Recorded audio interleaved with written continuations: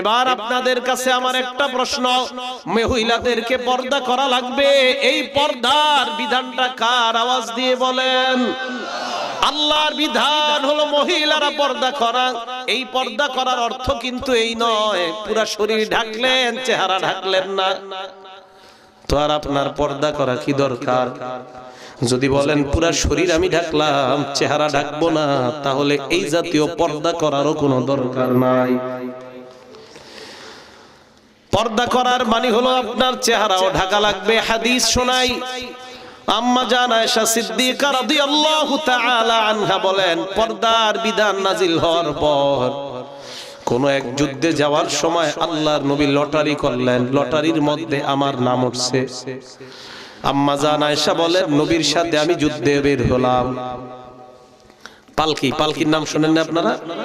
আম্মা জান আয়েশা ছোট্ট একটা ঘরের মতো, এটার মধ্যে ওনারে বসায়া দিতেন, আর ওইটা উটের উপরে রাখতো, সাহাবারা উটটাকে সামনে নিয়ে যাইতেন। তো নিয়ম অনুযায়ী ওনারে ওইভাবেই নিয়ে যাইতেছে। যুদ্ধের ময়দানে গেছে, যাওয়ার পর উনি বলেন, যখন যুদ্ধের ময়দান থেকে ফিরে আসতেছি, ফিরে আসার সময় এক জায়গায় যাত্রা বিরতি দিলাম। যাত্রা বিরতি দেওয়ার পর ওই জায়গায় আমার একটু ইস্তেঞ্জার হাজত হয়েছে, আমি বের হইলাম। বের হওয়ার পর আমার হাজত সারলাম, সারার পর আমি আবার আমার পালকিতে চলে আসছি। পালকির ভিতরে বসার পর আমি গলায় হাত দিয়ে দেখলাম, ইনকাতা ইকদুন লি, আমার গলার হাতটা হারিয়ে গেছে। চিন্তা করলাম, হাতটা কোথায় হারাইলো? মনে পড়লো আমি যেখানে হাজত সারতে গেছি, মনে হয় ওই জায়গায় আমার গলার হাতটা পড়ে গেছে। বুখারী শরীফের বর্ণনা। আম্মা জান আয়েশা বলেন, আমি পালকি থেকে চুপে চুপে নাইমা আবার ওই জায়গায় হাত তালাশ করতে গেলাম। বুঝছেন? সাহাবারা আসছে, আসার পর পালকি উটের উপরে উঠাইছে, পালকির ভিতরে আম্মা জান আছে। জোরে বলেন। পালকিটা উটের উপর উঠানোর পর উট রওনা করছে, আম্মা জান কিন্তু পালকিতে নাই। সাহাবারা বুঝতেও পারে নাই। কেন বুঝে নাই জানেননি? আম্মা জান আয়েশা বলেন, আমি এত পাতলা ছিলাম, আমি ভিতরে আছি না নাই এটা সাহাবারা বুঝতে পারতো না। এত পাতলা আমি ছিলাম, ভিতরে না থাকলেও তারা মনে করতো আমি মনে হয় ভিতরেই আছি।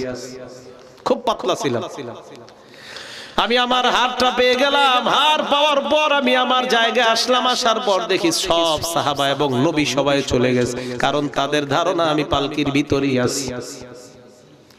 আম্মা জান আয়েশা বলেন, আমি চিন্তা করলাম আল্লাহর নবী যখন দেখবে আমি পালকির মধ্যে নাই, সাহাবা পাঠাইবে আমাকে নেওয়ার জন্য।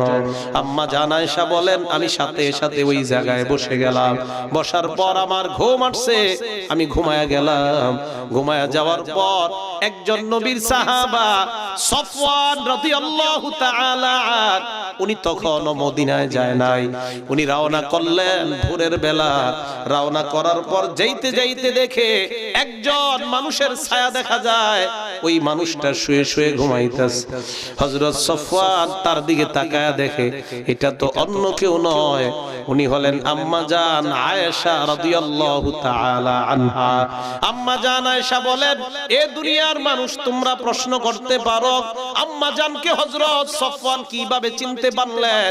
আম্মা জান আয়েশা বলেন, পর্দার বিধান নাজিল হওয়ার আগে সফওয়ান আমাকে দেখছিল, এই কারণে আমারে চিনতে পারছে।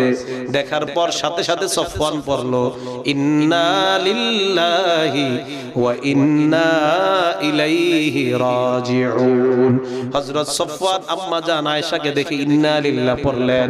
আম্মা জান আয়েশা বলেন, ইন্না লিল্লাহর আওয়াজে আমার ঘুম ভেঙে যায়। আমি ঘুম থেকে ওঠার পর সাথে সাথে আমার মুখ আমি ঢেকে নিলাম। এর মানে কি বোঝা যায়? আম্মা জান বলেন, পর্দার বিধান নাজিলের আগে সফওয়ান আমাকে দেখছে, এখন তো পর্দার বিধান নাজিল হয়ে গেছে। যেই মাত্র সফওয়ানকে আমি দেখলাম, সাথে সাথে আমি আমার চেহারা ঢেকে নিলাম। আপনাদের কাছে জানতে চাই, চেহারায় যদি পর্দা করা না লাগে, আম্মা জান কেন তার চেহারা ঢাকলেন? এবার আপনারা বলেন, চেহারা ঢাকা লাগবে কি লাগবে না? আম্মা জান আয়েশা যখন মুখ ঢাকলেন, ঢাকার পর সফওয়ান ওটটা বিছায়া দিলেন, ওটের উপর আম্মা জান উঠলেন। আম্মা জান আয়েশা বলেন, সফওয়ান ইন্না লিল্লাহ ছাড়া আর কোন শব্দ আমার সামনে উচ্চারণ করে নাই। আমি ওটের উপর উঠলাম, মুনাফিকরা মদিনায় রটনা করে দিল নবীর বিবি আম্মা জান আয়েশা আর সফওয়ানের মধ্যে উল্টা পাল্টা সম্পর্ক আছে। আওয়াজ দিয়া বলেন নাউজুবিল্লাহ। চিন্তা করেন, নবীর বিবিরও ছাড়ে নাই। কয় কি হইছে? হ্যাঁ, নবীর বিবি আর সফওয়ান চুপে চুপে বিছনে রয়ে গেছে। ঘটনা কি? বুখারী শরীফের বর্ণনা। আম্মা জান আয়েশা বলেন, আমি মদিনায় আসলাম, অসুস্থ হয়ে গেছি আমি মদিনায় এসে। কয় নবীজি আমার সাথে আগে যেরকম আচরণ করতো এখন আর এরকম করে না। কয় কেন? কয় আমি ঘরের মধ্যে অসুস্থ, নবীজি আমারে আগে অসুস্থতার অবস্থায় যে আদর করতেন, মহব্বত করতেন, এখন ঘরে ঢুইকা খালি কয় আসসালামু আলাইকি কাইফা তিকি, আসসালামু আলাইকুম আয়েশা তুমি কেমন আছো, আর কিছু জিগায় না। বুঝছেন? আম্মা জান আয়েশা বলেন, 1 মাস পর্যন্ত আমি অসুস্থ, কিন্তু 1 মাসে আমি কিছুই জানি না মদিনায় যে উল্টা পাল্টা রটনা হইছে। 1 মাস পর্যন্ত মদিনার অলিগলির মধ্যে একটাই চর্চা, নবীর বিবি আর সফওয়ানের মধ্যে উল্টা পাল্টা সম্পর্ক। চিল্লায় অন্তর থেকে বলেন নাউজুবিল্লাহ। এই কথা বলার পর আয়েশা সিদ্দিকা 1 মাস উনি জানে না ওনার ব্যাপারে যেগুলা চলতেছে, উনি কিছুই জানে না। কয় মাস? 1 মাস। 1 মাস পর একটু বুঝেন আপনারা হাদিসটা। আম্মা জান আয়েশা বলেন, রাতের বেলা আমি ইস্তিনজায় বের হলাম, আমার সাথে আমার খাদেমা, এই খাদেমাকে নিয়ে বের হলাম। খাদেমা শরীরের মধ্যে কাপড় পেঁচায় হঠাৎ পড়ে গেছে, আমি তাকে ধরলাম। সে বলল, মিস্তাহ ধ্বংস হোক, মিস্তাহ ধ্বংস হোক। মিস্তাহ একজন সাহাবার নাম, উনি হলেন এই মহিলার ছেলে। আয়েশা সিদ্দিকা বলে, এই তুমি কি বললা, তোমার ছেলের জন্য বদদুয়া করলা, একজন বদরের সাহাবা, ওনার ব্যাপারে তুমি বদদুয়া করলা কেন? কয় সর্বনাশ আম্মা জান, আপনি কিছু জানেন না। কয় কি জানমু? কয় ইন্না লিল্লাহ, কিছু জানেন না। কয় কি জানমু? কয় গত 1 মাস যে আপনার বিরুদ্ধে উল্টা পাল্টা রটনা চলতেছে, এই রটনাকারীদের মধ্যে 2 জন মুসলমান আছে, এর মধ্যে আমার ছেলেও তো মিস্তাহ আছে।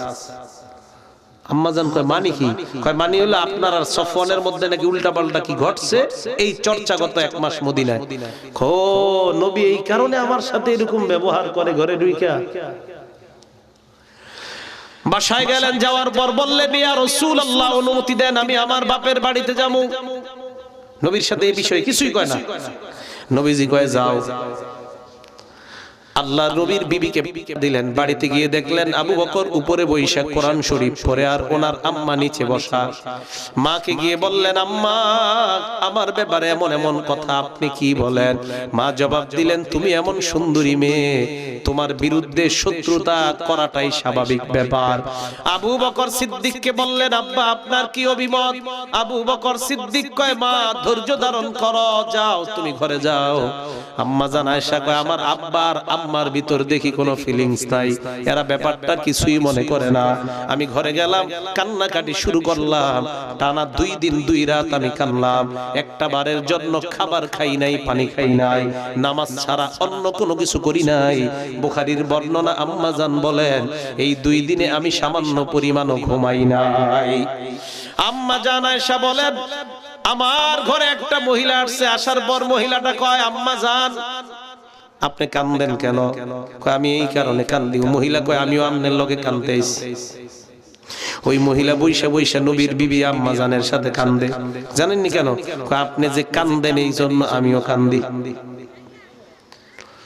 আচ্ছা আপনাদের কাছে একটা প্রশ্ন আমার, কয় মাস এই ঘটনা হয়ে গেছে?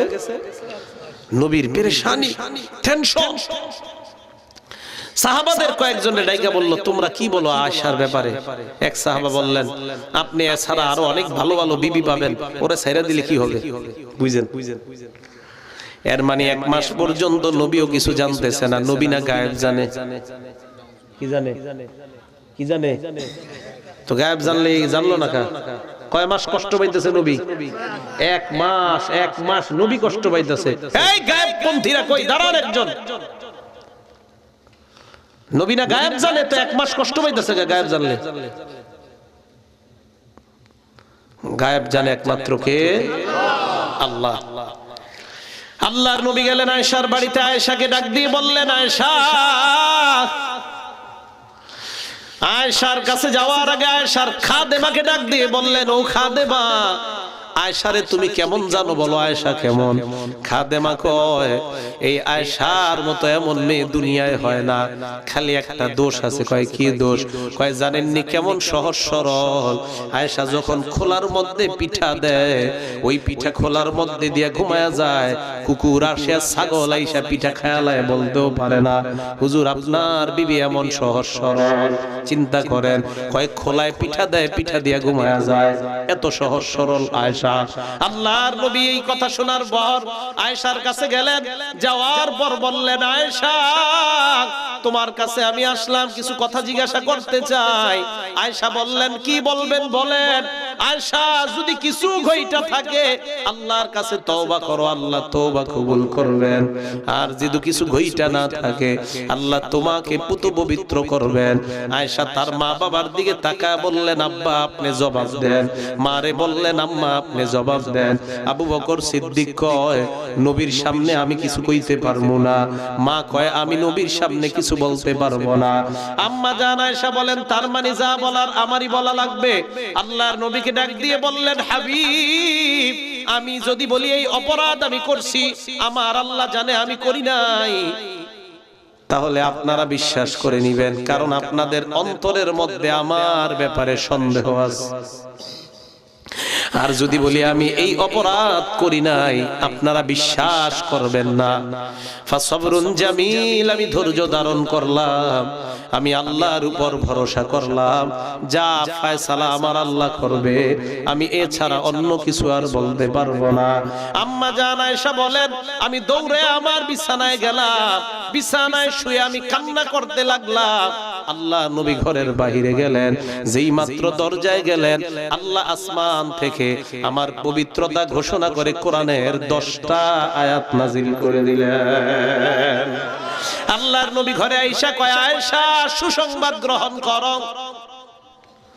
বিবি তো একটু অভিমান করছে। আবু বকর কয়, যাও নবীর সামনে যাও। কয় না, আমি ওনার সামনে যাব না। মা কয়, যাও যাও স্বামীর সামনে যাও। কয় যাবো না, আমারে বিশ্বাস করে নাই কেন?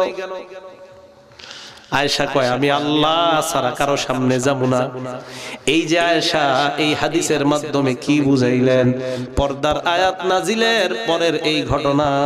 আয়েশা বলেন, পর্দার আয়াত নাজিলের পরে সফওয়ান আমারে দেখা চিনছে, তোমরা কিন্তু সন্দেহ করবা না। এই চিনার অর্থ হলো এই, পর্দার আয়াত নাজিলের আগে সফওয়ান আমাকে দেখছে, পর্দার আয়াত নাজিলের পর দেখার সাথে সাথে আমি আমার চেহারা ঢেকে ফেললাম। তাহলে আপনাদের কাছে প্রশ্ন, পর্দার মধ্যে চেহারা অন্তর্ভুক্ত কিনা? পর্দা করা চেহারার মধ্যে লাগবে কি লাগবে না? আরো জোরে বলেন। ক্বালা রাসূলুল্লাহ সাল্লাল্লাহু আলাইহি ওয়াসাল্লাম, আল্লাহর নবী বলেন, ফাত্তাকুদ দুনিয়া ওয়াত্তাকুন নিসা, তোমরা দুনিয়া থেকে বেঁচে থাকবা, নারীদের থেকে বেঁচে থাকবা। ফাইন্না আউওয়ালা ফিতনাতি বানি ইসরাঈলা কানাত ফিন নিসা, বনি ইসরাইলের মধ্যে নারীদের কারণে দুনিয়ায় প্রথম ফিতনা হয়। হযরতে মুসা নবীর ব্যাপারে একদল বনি ইসরাইল সম্প্রদায় বালআমে বাউর নামক এক বুজুর্গের কাছে যায়। ওই বুজুর্গ যেই দোয়া করে সাথে সাথে আল্লাহ তার দোয়া কবুল করে নেয়। ওই বুজুর্গের কাছে গিয়ে বলে, বালআম, নবী মুসার বিরুদ্ধে তুমি বদদোয়া করো। বালআম কয়, না, মুসার বিরুদ্ধে বদদোয়া করলে আমার বদদোয়া কখনো কবুল হবে না। জনগণ চিন্তা করলো কি, বালআম বাউর কয়, না না, নবীর বিরুদ্ধে বদদোয়া করা যাবে না। জনগণ কয়, তারে বাগে আনতে হবে তার বিবির মাধ্যমে। বিবিরে গিয়ে ধরছে, ধরার পর কয়, তুমি তোমার স্বামীরে বুঝাইয়া নবী মুসার বিরুদ্ধে বদদোয়ার ব্যবস্থা করো, যত টাকা পয়সার প্রয়োজন আমরা সব টাকা পয়সা দিব। এই কথা বলার পর বালআমের বিবি বালআমকে গিয়ে কয়, স্বামী আমার, তুমি একবার মুসার বিরুদ্ধে বদদোয়া করো, ঢেল সম্পত্তির মালিক আমরা হয়ে যাব। বালাম কয় আমার জিন্দেগিটা তুই নষ্ট করিস না। এক পর্যায়ে সবাই বলল তোমারে আরো টাকা দিব আমরা। বিবি বারবার পটাইতে পটাইতে রাজি করে ফেলছে। বালাম পাহাড়ের উপর উঠছে মুসা নবীর বিরুদ্ধে বদদোয়া করার জন্য। যেই মাত্র আল্লাহর দরবারে মুসা নবীর নামটা নিবে, সাথে সাথে দেখে জিহ্বাটা বের হয়ে নাভি পর্যন্ত চলে আসছে। জিহ্বাটা বের হয়ে যাওয়ার পর বালআম বনি ইসরাইলকে একটা পরামর্শ দিল, আমারে তো তোমরা ধ্বংস করলা, তোমাদেরকে আমি একটা বুদ্ধি দেই। বনি ইসরাইলের সামনে নারীদেরকে উলঙ্গ করে তোমরা রাস্তায় ছেড়ে দাও, তাহলে দেখবা তারা আর সামনে যাইতে পারবে না। হযরতে মুসা নবী তার বাহিনী নিয়ে বের হলেন, হারুন নবীকে পিছনে রাখলেন, আর বলে দিলেন সাবধান সাবধান, তোমরা নজরকে উপরের দিকে উঠাইবা না, নজর যদি উপরে উঠাও ধ্বংস হয়ে যাইতে পারো। মুসা নবী কথা বলার পর ওনার সম্প্রদায় ওনার পিছনে চলতেছে। হঠাৎ একটা বদমাশ চিন্তা করলো নজরটা একটু উঠায় দেখি কি দেখা যায়। যেই মাত্র নজর উঠায় দেখে বিবস্ত্র একজন অর্ধালঙ্গ নারী দেখা যায়। বলেন নাউজুবিল্লাহ। ওই নারীকে পাহাড়ের পিছনে নিয়ে ব্যভিচারে লিপ্ত হয়ে যায়। আল্লাহর আসমানের গজব সবার উপর শুরু হয়ে যায়। হারুন নবী চিন্তায় পড়ে গেলেন, গজব কেন আসতেছে? মুসা নবীও চিন্তায় পড়ে গেলেন, গজব আসার কারণটা কি? এক পর্যায়ে তাকায় দেখে পাহাড়ের পিছনে দুইজন ব্যভিচারে লিপ্ত হয়ে গেছে। এই দৃশ্য দেখার পর তরবারি নিয়ে এই দুইজনকে হারুন নবী হত্যা করলেন। যেই মাত্র হত্যা করলেন সাথে সাথে আল্লাহ গজব আসমানে উঠায় নিলেন। তাহলে কি বোঝা যায়? নারী যদি পর্দা ছাড়া বের হয় আল্লাহর গজব আসবে কি আসবে না? এই জন্য নবী হাদিসের মধ্যে বলেন রুব্বা কাসিয়াতিন আরিয়াত, একদল নারী আছে এমন জাহিলি যুগের ব্যাপারে আল্লাহ বলেন ওয়ালা তাবাররুজনা তাবাররুজাল জাহিলিয়াতিল উলা, নারীরা তোমরা জাহিলি যুগের মতো রাস্তায় বের হবে না। জাহিলি যুগের মধ্যে নারীরা যেই পোশাক পরতো এই পোশাকের সাইড দিয়ে এইভাবে কেচি দিয়ে কাইটা এই পর্যন্ত তারা পোশাক খোলা রাখতো। আল্লাহ পাক বলেন ওই জাতীয় নারীর মতো তোমরা রাস্তায় বের হবে না। বলেন তো নারীরা পর্দা ছাড়া উলঙ্গ হয়ে রাস্তায় বের হওয়া নিষেধ কার? আরো জোরে বলেন কার? এবার আপনাদের প্রশ্ন, হুজুর এই জামানায় তো নারীরা এইভাবে বের হয় না। আল্লাহর নবী বলেন রুব্বা কাসিয়াত আরিয়াত, একদল নারী হবে শেষ জামানায় যেই নারীরা পোশাক পরবে ঠিক, পোশাক পরার পরেও তারা উলঙ্গ। সাহাবারা অবাক হয়ে গেলেন, পোশাক পরলে আবার কিভাবে উলঙ্গ হয়? আল্লাহর নবী জবাব দিলেন মাইলাত মুমিলাত, এমন পোশাক তারা পরবে যে পোশাক পরার কারণে নিজেও অন্যের দিকে আকৃষ্ট হবে, অন্য পুরুষকেও তার দিকে আকৃষ্ট বানায়। আপনারা সত্যি করে বলেন নারীদেরকে এমন পোশাকে বর্তমানে দেখা যায় কি যায় না? এমন পোশাক নারীরা পরে কিনা যেই পোশাকে পুরুষরা আকৃষ্ট হয় আছে না নাই? আল্লাহর নবী বলেন ওই নারীরা কেমন? রুউসুহুন্না কাসনিমাতিল মুখতিল মাইলা, তাদের মাথার চুলের খোপাগুলা উটের কুজের মতো। এই উটের কুজের মতো চুলের খোপাগুলা একদিকে পড়ে যায়। এই খোপা দেখায় দেখায় মানুষরে পাগল বানাইতে চায়। আজকে 14ই ফেব্রুয়ারি বিশ্ব ভালোবাসা দিবস, নোংরা দিবস গেছে। এই দিবসের মধ্যে আমাদের একটাই ঘোষণা, আমরা দুনিয়ার কাউকে ভালোবাসবো না, আল্লাহ আর আল্লাহর নবীকে ভালোবাসতে কারা কারা রাজি জানতে চাই? সবাই এবার হাত নামান, একটা আশ্চর্য হাদিস শুনেন। আল্লাহ পাক রব্বুল আলামিন হাদিসে কুদসির মধ্যে বলেন মান তাকাররাবা ইলাইয়া, আমার বান্দা আমার কাছাকাছি যদি বুঝতে চায়, আল্লাহ পাক বলেন আমার বান্দা মা তাকাররাবা ইলাইয়া আবদি বিশাইইন আহাব্বা ইলাইয়া মিম্মা ইফতারাতু আলাই, আমার বান্দা যদি আমার কাছে যাইতে চায়, আল্লাহর কাছাকাছি যাইতে সবাই রাজি আছি না নাই? আল্লাহ বলেন আমার কাছাকাছি যদি যাইতে চাও তাহলে ফরজ বিধানগুলা পালন করবা ঠিক মতো। ফরজ বিধান পালন করার মাধ্যমে বান্দা একদম আমার নিকটবর্তী হয়ে যায়।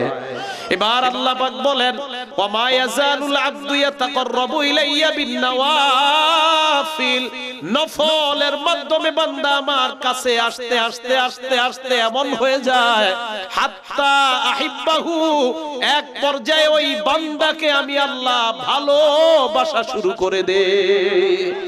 আল্লাহ কয় বান্দাকে যখন আমি ভালোবাসা আরম্ভ করে দেই, হাত্তা কুনা সামাউহুল্লাযী ইয়াসমাউ বিহি ওয়া বাসারাহুল্লাযী ইউবসিরু বিহি ওয়া ইয়াদাহুল্লাতী ইয়াবতিশু বিহা ওয়া রিজলাহুল্লাতী ইয়ামশি বিহা, আমি বান্দার কান হয়ে যাই, ওই কান দিয়া বান্দা শুনে, আমি বান্দার চোখ হয়ে যাই, ওই চোখ দিয়া বান্দা দেখে, আমি বান্দার হাত হয়ে যাই, ওই হাত দিয়া বান্দা স্পর্শ করে, আমি বান্দার পা হয়ে যাই, ওই পায়ের মাধ্যমে বান্দা চলে। সুবহানাল্লাহ। যখন বান্দাকে আল্লাহ ভালোবাসেন, জিবরিল আমিনকে ডাক দিয়া বলে, জিবরিল ইন্নী উহিব্বু ফুলান, আমি দেওয়ালপাড়া অমুকের সন্তান অমুককে ভালোবাসি। ফাহিব্বাহু, জিবরাইল তুমিও তাকে ভালোবাসো। জিবরাইল আমিনকে এই কথা বলার পর জিবরাইল আসমানের মধ্যে ঘোষণা করে, আল্লাহ ওই বান্দাকে ভালোবাসে, আমিও ভালোবাসি। ফাহিব্বুহু, তোমরাও ওই বান্দাকে ভালোবাসা শুরু করো। আসমানের একজন দুইজন ফেরেশতা নয়, লাখ লাখ ফেরেশতা ওই বান্দাকে ভালোবাসা আরম্ভ করে দেয়। তাহলে আল্লাহর ভালোবাসার পাত্র সকলে হতে চাই না? আওয়াজ দিয়া বলেন হতে চাই না? তাহলে বিধান মানবো একমাত্র কার? 2 নাম্বার নবীর বিধান। রাজি আছি তো? হাত নামান। ফরজ বিধানের মধ্যে শ্রেষ্ঠ বিধানের নাম কি বলেন? সবাই বলেন, আরো জোরে বলেন। যারা ফজর পড়েন না তারাও কোন, মানে এই 2-4 জন পড়েন আর বাকিটা পড়ে। যারা নামাজ ফজর পড়েন না আর পড়েন সবাই কোন, সবাই বলেন। আল্লাহর কাছে সবচেয়ে শ্রেষ্ঠ ফরজ বিধানের নাম কি? এই নামাজ কার বিধান? নামাজ দিয়ে বলেন। আল্লাহর এই বিধানটা সকলে আমরা মানতে রাজি আছি না নাই? আজকে থেকে আমরা নামাজ পড়বো এইভাবে। নামাজের মধ্যে যখন আমরা যাব, যাওয়ার পর ঘর থেকে বের হওয়ার পর আমার মনে মনে আসবে আমি আল্লাহর বিধান পালন করার জন্য মসজিদে রওনা করলাম। হাদিসের মধ্যে আসছে যেই মাত্র ঘর থেকে আপনি বাহিরে পাটা দেন, আপনার মনের নিয়ত একমাত্র মসজিদ ছাড়া অন্য কিছু নয়। নবী বলেন পাটা ফালানোর সাথে সাথে এই মসজিদ পর্যন্ত যতটা পা তুমি হেঁটে হেঁটে আসলা, প্রত্যেকটা হাঁটার বিনিময়ে তোমার আমল নামায় আল্লাহ সওয়াব লিখে দেয়। এইবার আপনি মসজিদে আসলেন, আসার পর বলেন তো কার বিধান পালনের জন্য অপেক্ষায় আছেন? এশার নামাজ দাঁড়াবে 7:30, এসে বললেন 7:20 নামাজের বাকি আছে কয় মিনিট? এই যে 10 মিনিট আপনি বসে রইলেন, আল্লাহ নবী বলেন ইন্তিজারুস সালাতি সালাত, 10 মিনিট নামাজের জন্য অপেক্ষা করলা।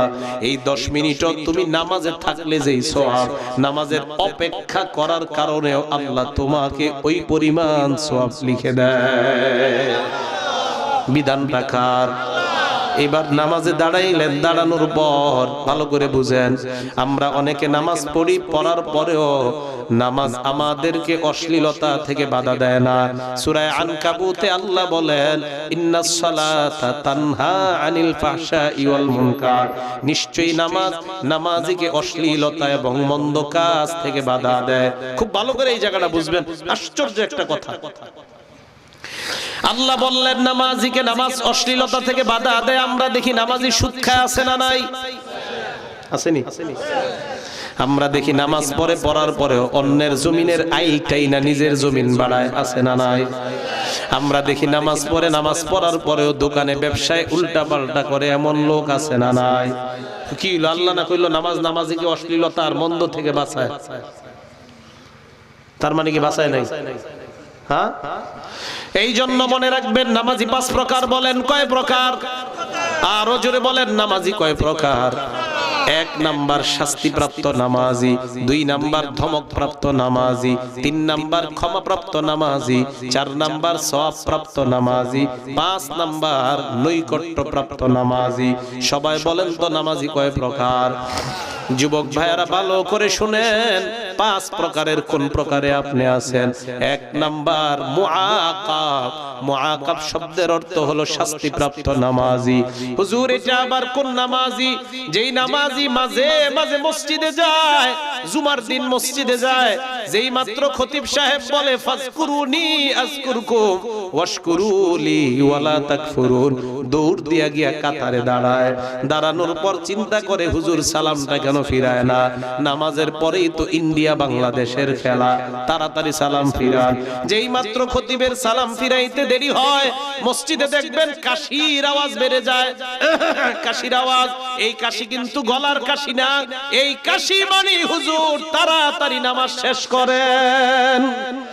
এই কাশি মানে কিন্তু গলার কাশি না, এই যে কাশি আরম্ভ হয়ে যায় এর মানে হলো তাড়াতাড়ি নামাজ শেষ করেন।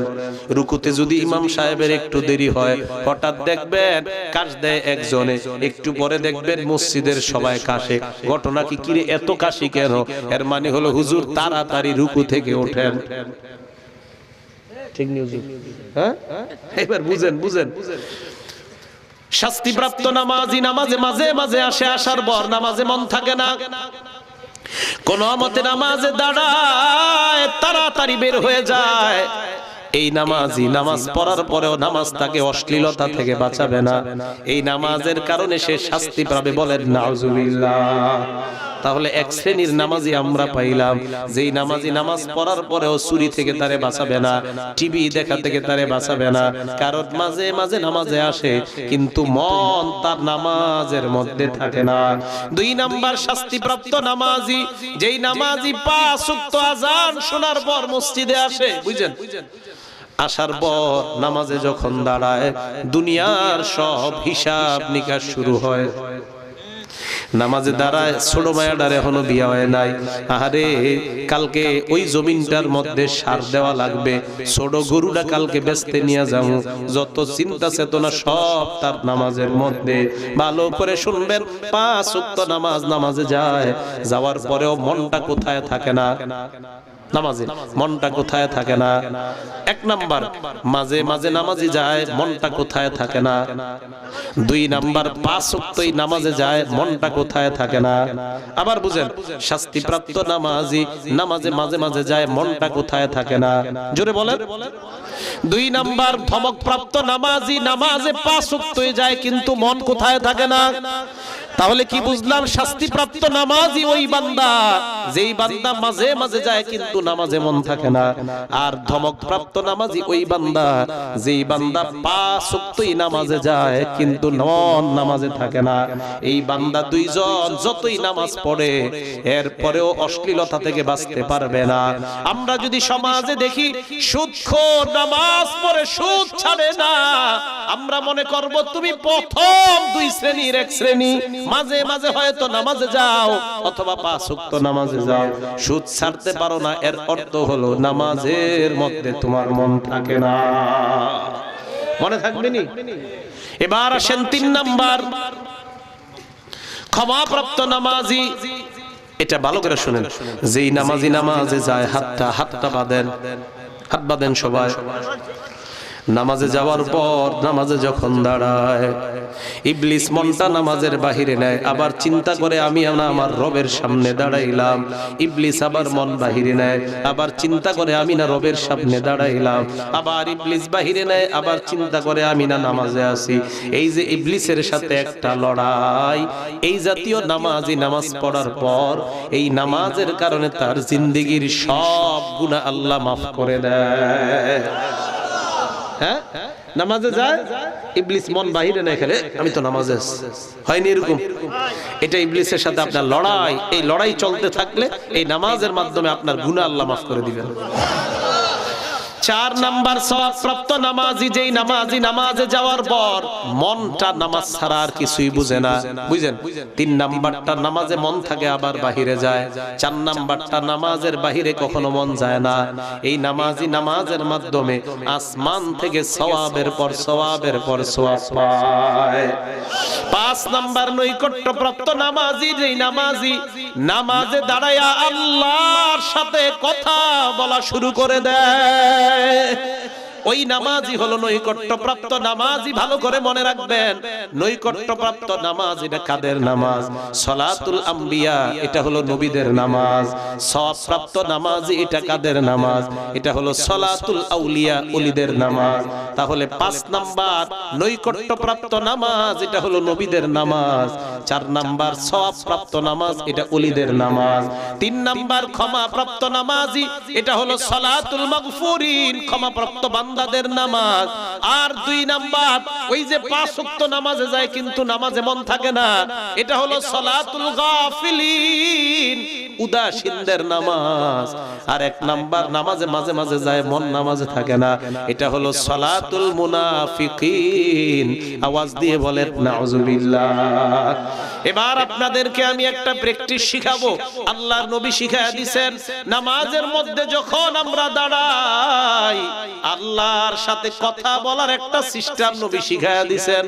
এই সিস্টেমটা সকলে শিখতে রাজি আছি না নাই? এবার আবার হাত বাঁধেন। যেই মাত্র আপনি হাত বাঁধলেন, আল্লাহর নবী বলেন আনতা আবুদাল্লাহা কান্নাকা তারা।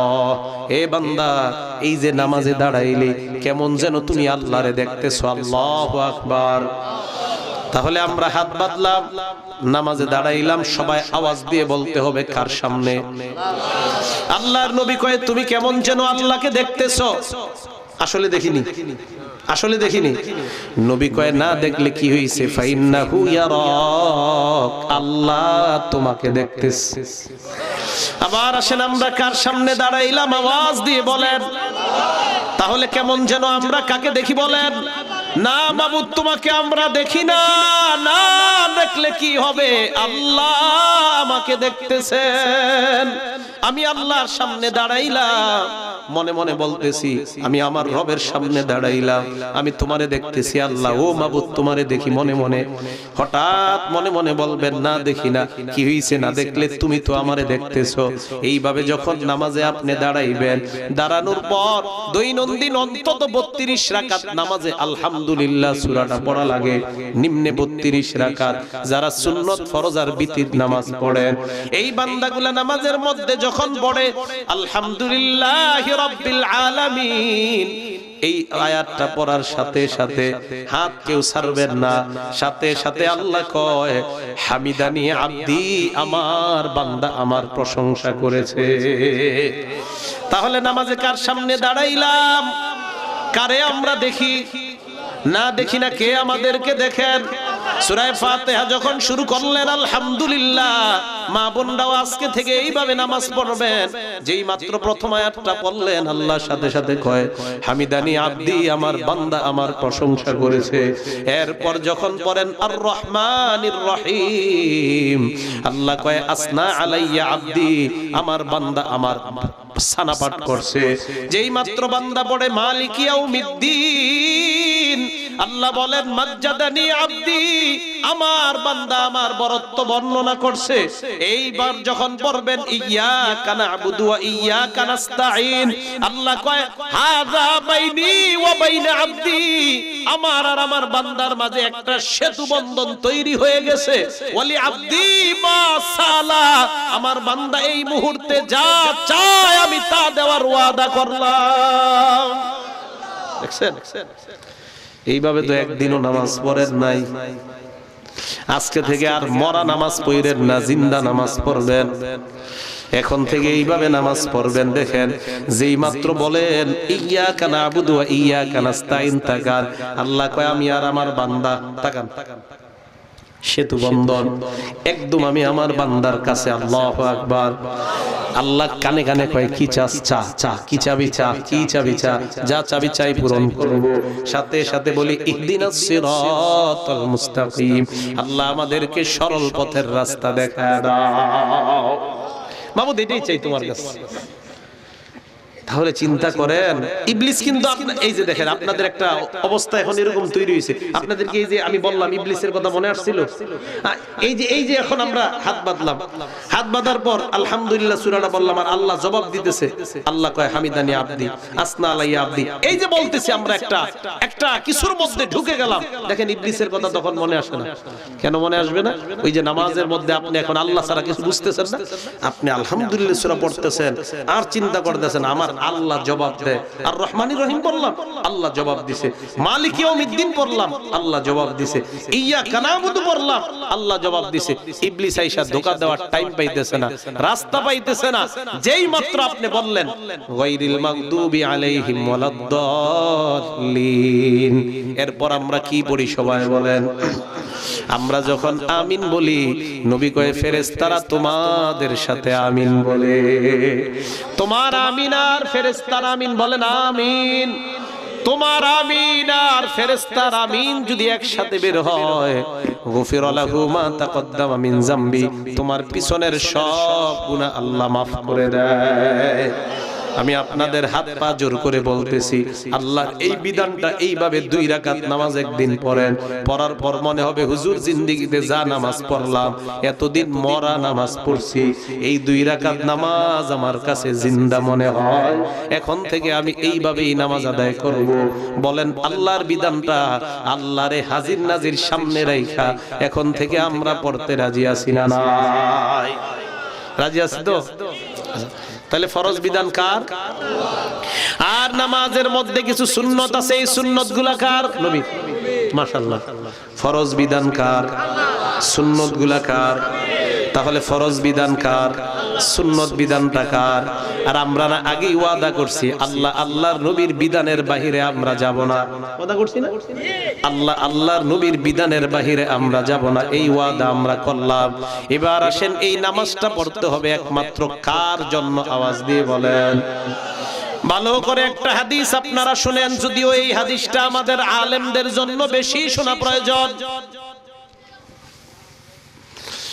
শুফাই আল-আসবাহি রাহমাতুল্লাহি আলাইহি অনেক বড় একজন আলেম, উনি বলেন আমি মদিনায় প্রবেশ করলাম, মদিনায় ঢোকার পর দেখি একজন মানুষরে হাজার হাজার মানুষ ঘেরাও করে রাখছে। কয়জনকে? আমি প্রশ্ন করলাম কে? সবাই জবাব দিল হাদা আবু হুরায়রা ইউহাদ্দিসুন নাস। উনি হলেন নবীর সাহাবা আবু হুরায়রা। সাহাবা আবু হুরায়রা মানুষকে হাদিস শোনায়। সুবহানাল্লাহ। শুফাই আল-আসবাহি বলেন হাদিস শোনানোর পর আবু হুরায়রা একটা ঘরে গেলেন, আমিও গেলাম। ওই ঘরে যাওয়ার পর আবু হুরায়রাকে আমি বললাম, ও নবীর সাহাবা আবু হুরায়রা, এমন একটা হাদিস আমারে আপনি শোনান, যে হাদিসটা আপনি ভালোভাবে বুঝছেন, এমন একটা হাদিস শোনান। আবু হুরায়রা বললেন, লা উহাদ্দিসান্নাকা হাদিসা হাদ্দাসানিহি রাসূলুল্লাহ সাল্লাল্লাহু আলাইহি ওয়াসাল্লাম, আমি তোমাকে এমন একটা হাদিস শোনাবো যে হাদিসটা আল্লাহর নবী আমারে শোনাইছে এই জায়গায় বইসা। সুবহানাল্লাহ। এই জায়গায় বইসা শোনাইছে। এই কথা বলার সাথে সাথে আবু হুরায়রা বেহুশ হয়ে গেছে। হাদিস শোনাইছিনি? হাদিস শোনাইছে না, শোনায়া বেহুশ হয়ে গেছে। হুশ ফিরে আসছে। হুশ ফিরে আসার পর ওই ব্যক্তি বলতেছে, আবু হুরায়রা কি ব্যাপার, আপনি বেহুশ হয়ে গেলেন? আবু হুরায়রা জবাব দেয়, আমি তোমার এমন একটা হাদিস শোনাবো যে হাদিসটা আল্লাহর নবী আমার এমন ভাবে শোনাইছে আমার আর নবীর মাঝে অন্য কেউ ছিল না। এই কথা বইলা আবু হুরায়রা আবার বেহুশ হয়ে গেছে। কয়বার? হাদিস শোনাইছিনি। আবার আবু হুরায়রার হুশ ফিরে আসার পর আবার আবু হুরায়রা বললেন, আমি তোমাকে এমন একটা হাদিস শোনাবো যে হাদিসটা আল্লাহর নবী এই ঘরে এবার বলতেছে, এই ঘরে এই জায়গায় বইসা আমারে শোনাইছে, আমার আর নবীর মাঝে অন্য কেউ ছিল না। আবার বেহুশ হয়ে গেছে। কয়বার? হুশ ফিরে আসার পর শুফাই আল-আসবাহি ভালো করে ধরতে বলতেছে, আবু হুরায়রা আপনি হাদিসটা মেহেরবানি করে শোনান। ভালো করে ধরছে যেন বেহুশ না হয়। আবু হুরায়রা জবাব দিলেন, ইন্না আউওয়ালান নাসি ইউকযা ইয়াউমাল কিয়ামা, কিয়ামতের ময়দানে বিচারের কাজ আল্লাহ শুরু করবে তিন ব্যক্তির মাধ্যমে। বলেন কয় ব্যক্তি? এক নাম্বার শহীদ, দুই নাম্বার আলেম, তিন নাম্বার দানশীলের মাধ্যমে বিচারের কাম শুরু করবে আল্লাহ। শহীদকে আল্লাহ ডাক দিয়ে আর রফাহু নিয়ামা, শহীদকে বলবে শহীদ কত নিয়ামত তোমাকে আমি দান করলাম, কি আমল তুমি করেছো? শহীদ বলবে আল্লাহ কতাল দুফিকে, আমি তোমার রাস্তায় লড়াই করেছিলাম, হাত্তা উস্তুশহিদতু, আমি শহীদ হয়ে গেলাম।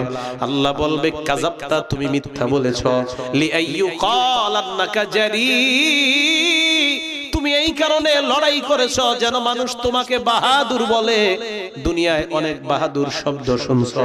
ফাসুহিবা আলা ওয়াজহিহি হাত্তা উলকিয়া ফিন্নার, চেহারাটা নিচের দিকে দিয়ে পাগুলা উপরের দিকে দিয়ে হেসরাইতে হেসরাইতে আল্লাহ বলবে জাহান্নামে ফালায়া দাও। বলেন নাউজুবিল্লাহ। দুই নাম্বার আলেমকে ডাক দিবে আল্লাহ, বক্তা সাহেব ভালো করে শুনেন, আমি আমারে বলতেছি, ও বক্তা সাহেব, ইউটিউবের মধ্যে আপনার বয়ান যায়, এই বয়ান যাওয়া দ্বারা যদি উদ্দেশ্য মানুষের হেদায়েত হয় তাহলে ভালো কথা, আর যদি উদ্দেশ্য হয় জনপ্রিয়তা অর্জন করা, যদি উদ্দেশ্য হয় আমার বয়ান জনগণ দেখবে, দেখার পর আমারে দাওয়াত দিবে, বাংলাদেশের বক্তাদেরকে আপনারা নষ্ট করছেন। ইউটিউব দেখে শুনেন, বয়ান পছন্দ হইলে দাওয়াত দেন, না হইলে দাওয়াত দেন না। আবার বক্তাও চায় আমারে যেন মানুষ পছন্দ করে ইউটিউব দেখা, তার মানে বক্তারও নিয়ত পছন্দ করা, জনগণেরও নিয়ত পছন্দ করা।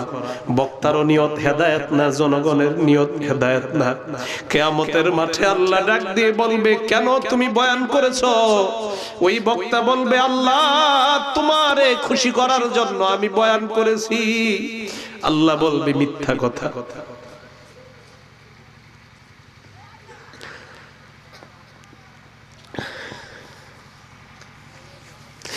তুমি এই জন্য বয়ান করো নাই, তুমি যেন মানুষের মাঝে পপুলারিটি অর্জন করতে পারো, প্রসিদ্ধ হও, এই কারণে তুমি বয়ান করছো। চেহারাটা নিচের দিকে দিবে, মাথাটা উপরের দিকে দিয়ে আল্লাহ হেসরাইতে হেসরাইতে জাহান্নামে ফালায়া দিবে। আলেমকে ডাক দিয়ে বলবে কেন আলেম শিখছো, মানুষে কেন শিখাইছো? আলেম বলবে আল্লাহ তাআল্লামতুল ইলমা ওয়া আল্লামতু ওয়া ক্বরাতু ফীকাল কুরআন, আমি আলেম শিখছি, মানুষের শিখাইছি, তোমার জন্য আমি কোরআন শিখছি। আল্লাহ বলবে না না, তুই আলেম শিখছো যেন দুনিয়ার মানুষ তোরে বড় আলেম কয়, মানুষ যেন বলে তুই কত বড় মুফাসসির, কত বড় মুহাদ্দিস, এই কারণে তুই আলেম শিখছস। তুই অন্য কোন নিয়তে আলেম শিখস নাই, দুনিয়ার মধ্যে জনপ্রিয়তা যা পাওয়ার দরকার পেয়ে গেছো। মাথাটা নিচের দিকে দিয়ে পাগুলা উপরের দিকে দিয়ে আল্লাহ বলবেন ধাক্কায়া এই বান্দাকে জাহান্নামে ফালা দাও। বলেন নাউজুবিল্লাহ। তিন নাম্বার আবু হুরায়রা বলেন দানশীলকে আল্লাহ ডাক দিয়ে বলবে কেন তুমি দান করেছো? দানশীল বলবে আল্লাহ দুনিয়ার মধ্যে এমন কোন খাত নাই, মসজিদ বলো মাদ্রাসা বলো সব জায়গায় আমি দান করছি তোমারে খুশি করার জন্য। আল্লাহ বলবে না না, তুই দান করছো যেন জনগণ তোরে বড় দানশীল কয়, দাতা কয়, এই জন্য তুই দান করেছিলি। আল্লাহ পাক বলবেন দুনিয়ায় দাতা শুনছো অনেক, মাথাটা নিচের দিকে দিবেন, পাগুলা উপরের দিকে দিয়ে আল্লাহ বলবেন হেসরাইতে হেসরাইতে জাহান্নামে ফেলে দাও। বলেন নাউজুবিল্লাহ। আবু হুরায়রা এই হাদিসটা বলতে গিয়ে কয়বার বেহুশ হইছেন? আরো জোরে বলেন কয়বার? তাহলে আপনাদের কাছে আমি জানতে চাই বিধান এক নাম্বার কাটটা মানবো, দুই নাম্বার নবীরটা। এই বিধান মানতে গিয়ে ইখলাসের প্রয়োজন আছে না নাই? আমরা নামাজ পড়ব, নামাজটা কার বিধান? এবার বলেন নামাজটা মানুষকে দেখানোর জন্য পড়ব নাকি আল্লাহর জন্য পড়ব? আমরা নবীর সুন্নত পালন করব, নবীর বিধান এটাও কারে খুশি করার জন্য? তাহলে এবার আপনাদের কাছে জানতে চাই, নামাজ পড়ি, ছোট বড় যত আমল আমরা করব, এই আমলগুলা হয়তো নবীর বিধান, না হয় নবীর তরিকা, আল্লাহর বিধান না হয় নবীর তরিকা। এই পদ্ধতিতে যখন আমরা আমল করব, বলেন তো ছোট হোক বড় হোক, আমলটা হবে একমাত্র কার জন্য? কারণটা কি জানেন? নবী বলেন আখলিস দীনাকা ইয়াকফিকাল আমালুল কলিল। আমল কম করো, খাঁটি ভাবে করো, কোনো সমস্যা নাই। এই কম আমল তোমার টানতে টানতে আল্লাহর জান্নাতের মেহমান বানায়া দিবেন। আমার সাথে একবার মুহাব্বতের সাথে বলেন লা ইলাহা ইল্লাল্লাহ। আবার সবাই জোরে বলেন লা ইলাহা ইল্লাল্লাহ। ইখলাসের সাথে সবাই বলছেন নি? না, আওয়াজ ছোট হয়েছে। তাহলে এবার অন্তর থেকে, দিল থেকে আসলে আল্লাহরে ভালোবাসা আর একবার বলেন লা ইলাহা ইল্লাল্লাহ। বলছেন না? আল্লাহর নবী বলেন আরেকটা কবিরা গুনাহ করার আগ পর্যন্ত ফুতিহাত লাহু আবওয়াবুস সামাই হাত্তা তুফজিয়া ইলাল আরশ। তুমি যে ইখলাসের সাথে একবার লা ইলাহা ইল্লাল্লাহর আওয়াজ তুমি বের করলা, জানোনি তোমার কি হবে?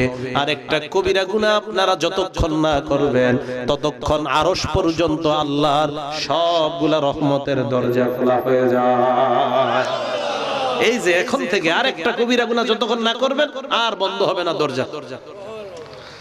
পড়ছেন ইখলাসের সাথে? আচ্ছা, এবার একটা বিষয় বলি। আপনারা যারা বসা, আপনাদের সামনে একটা ছেলের যদি দাঁড় করায় বিচার করা হয়, তার শরম লাগবে নি? না, আপনাদের সামনে না হয় যদি পুরা গফরগাঁও থানার সবার সামনে হয়, শরমটা কি কম না বেশি? আচ্ছা, এটা না হয়ে যদি পুরা ময়মনসিংহ হয়, তাহলে শরম কম না বেশি? এটা না হয়ে যদি পুরা বাংলাদেশে হয়, এটা না হয়ে যদি পুরা বিশ্বের মানুষের সামনে হয়, এটা না হয়ে যদি আদম থেকে নিয়ে কিয়ামত পর্যন্ত সবার সামনে হয়, আল্লাহর নবী বলেন আমার উম্মতের এক বান্দাকে কিয়ামতের ময়দানে আদম থেকে নিয়ে কিয়ামত পর্যন্ত যত মানুষ সবার সামনে আল্লাহ দাঁড় করাবেন। আল্লাহ দাঁড় করানোর পর ওই বান্দার সামনে আল্লাহ 99টা আমল নামার খাতা উপস্থিত করবে। কয়টা জানেননি? একটা খাতার পৃষ্ঠা কত বড়? আমার দিকে তাকান, মাদ্দাল বাসর, তার নজর যেই পর্যন্ত যায় ওই পর্যন্ত এক একটা পৃষ্ঠা। আল্লাহ ডাক দিয়ে বলবে না তুনকিরু হাযা মিন শাইইন, বান্দা এই যে আমল নামা তুই তাকায় দেখ, হাল তুনকিরু মিন হাযা শাইআ, একটাও অস্বীকার করসনি। নজর যতটুকু যায় এরকম কয়টা পৃষ্ঠা? 99টা। কয়টা? বান্দা কয় লা ইয়া রব্বি, না না, একটাও অস্বীকার করি না। আল্লাহ কয় লা যুলমা আলাই, যা তোর উপর কোনো জুলুম করা হবে না, যা। বান্দার বিশ্বাস হয় না, কয় এত বড় বড় পৃষ্ঠা আর আমার কত অপরাধ, আমারে বলে কয় জুলুম হবে না। এবার আল্লাহ ছোট্ট একটা কাগজ আনবেন, সুবহানাল্লাহ। ফেরেশতাদেরকে বলবেন এই কাগজটা এক পাল্লায় রাখ আর 99টা আরেক পাল্লায় দে। বান্দা বলবে আইনা তাদউ হাযিহি মা'আস সিজিল্লাত, হাদিহিল বিতাকা মা'আস সিজিল্লাত।